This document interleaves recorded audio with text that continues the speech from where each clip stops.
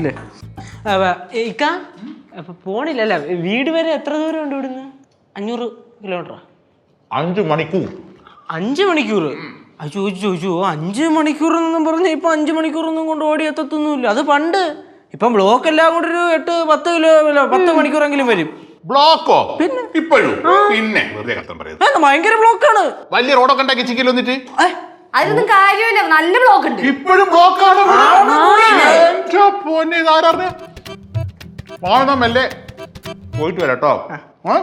പോട്ടെ അമ്മേ. 2 പഴംപൊരി പൊതിഞ്ഞു വെച്ചിട്ട് ഒന്നും തോന്നരുത്. ഞാൻ നന്നായി ഭക്ഷണം കഴിക്കുന്ന ആളാ. പണ്ട് തിരുവനന്തപുരം കട്ടച്ചാങ്കുയില ചിക്കൻ പെരട്ട് മുതൽ കാസർഗോഡ് ഹെർബൽ ചിക്കൻ വരെ നടന്ന് കഴിച്ചവനാണ് ഈ ഞാൻ. അങ്ങനെ ഒരാൾ ഇവിടെ ഉണ്ട്. ആര്? കേശുവിന് ഫുഡ് ഇഷ്ടാണോ? ലൈറ്റ് ആയിട്ട്. ഓ നമുക്കൊന്ന് കൂടണം കേട്ടോ. അടുത്ത വരവിനാക്കാം. മോളെ അതിങ്ങെടുത്തു, നമുക്ക് പൊതിഞ്ഞു കൊടുക്കാം. പഴവും കൂടി എടുത്തോളൂ. ഷുഗറാണ് ഏതാ?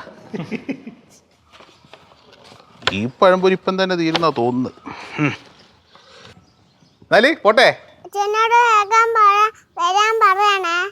അച്ഛനോട് ഞാൻ പറയുന്നുണ്ട്, പെട്ടെന്ന് വരാട്ടോ. മാമനാട് എത്തിയോണ്ട് അച്ഛൻ കൂട്ടി വരും. പോട്ടെ. ടാറ്റന്നേ. ടാറ്റ. 2 ദിവസം നിൽക്കണമെന്നൊക്കെ ഉണ്ടായിരുന്നു. വീട്ടിൽ കാത്തുക്കുണ്ട്. അതാട്ടോ വരാ. ചിലപ്പോ പോകുന്ന വഴിക്ക് ഞാൻ പറ്റിക്കളൊന്ന് കേറിയിട്ട് പോട്ടോ.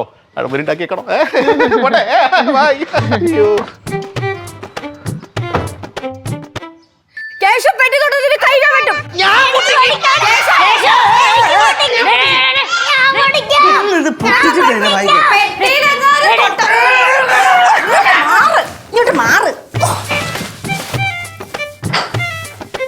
പെട്ടി തൊടാൻ ഞാൻ സമ്മതിക്കൂല.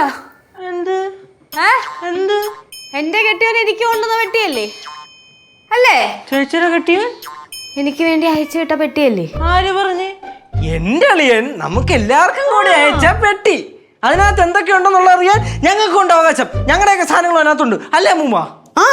നിങ്ങൾ അറിയണതിന് മുന്നേ അറിയാനുള്ള അവകാശം എനിക്കുണ്ട്. അതുകൊണ്ട് ഞാൻ ആദ്യം തുറന്നു നോക്കും. ചേച്ചിയുടെ മാത്രമല്ല സിദ്ധു അളിയൻ എന്റെ. സിദ്ധു ഈ വീട്ടിൽ കൊടുത്തോട്ട പെട്ടിയാണെങ്കിൽ എല്ലാവർക്കും ഇതിൽ അവകാശമുണ്ട്. ലച്ചു, ഇത്ര അഹങ്കാരം ഒന്നും പാടില്ല കേട്ടോ.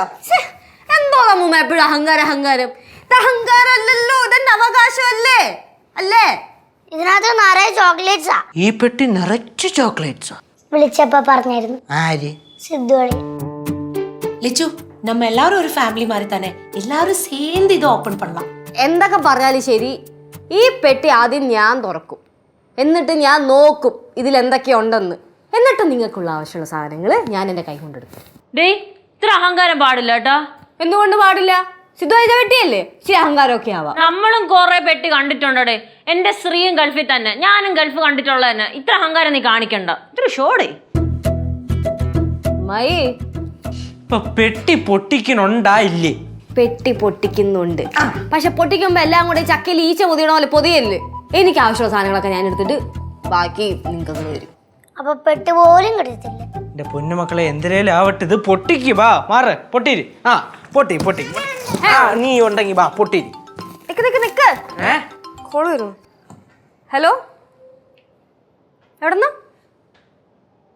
ഹെൽത്തിന്നാ? അതെ, ലക്ഷ്മിയാണ്. അയ്യോ ചേച്ചി, ആ ഡേറ്റ് ഇന്നായിരുന്നല്ലേ? അയ്യോ ചീത്തറയില്ലേ ചേച്ചി. ക്ലോസ് ചെയ്യല്ലേ, ഒരു 10 മിനിറ്റ്. 10 മിനിറ്റുള്ള ഞാൻ വരാം. കൊച്ചിനെ കൊണ്ടുവരാം. ശരി. എന്താ?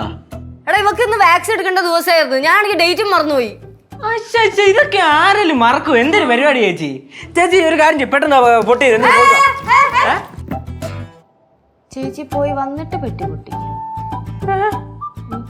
പൊട്ടിച്ചിട്ട് പോയാ പോരെ? പറ്റില്ല. പോയി വന്നിട്ട് പൊട്ടിച്ചിട്ട് ആവശ്യമുള്ള സാധനങ്ങള് ഞാൻ എന്റെ കൈ കൊണ്ടെടുത്ത് തരാം. കല്ലിങ് വന്നേ, വാ പോവാ. പിന്നെ ഒരു കാര്യം, ഞാൻ പോകുന്ന ഗ്യാപ്പിൽ എങ്ങാനും പെട്ടി ആരെങ്കിലും തൊട്ടവന്റെ കൈ ഞാൻ വിട്ടു. നോക്കൂ.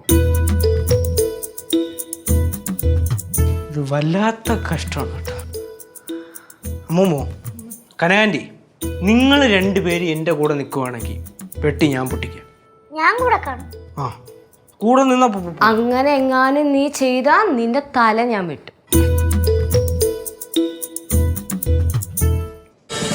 ഫ്ലവേഴ്സ് ഒരുക്കുന്ന കാഴ്ച വസന്തം യൂട്യൂബിൽ പ്രേക്ഷകർക്ക് ലൈവായി കാണാം. ഫ്ലവേഴ്സ് കോമഡിയിൽ ജോയിൻ ചെയ്യൂ, ആസ്വദിക്കൂ.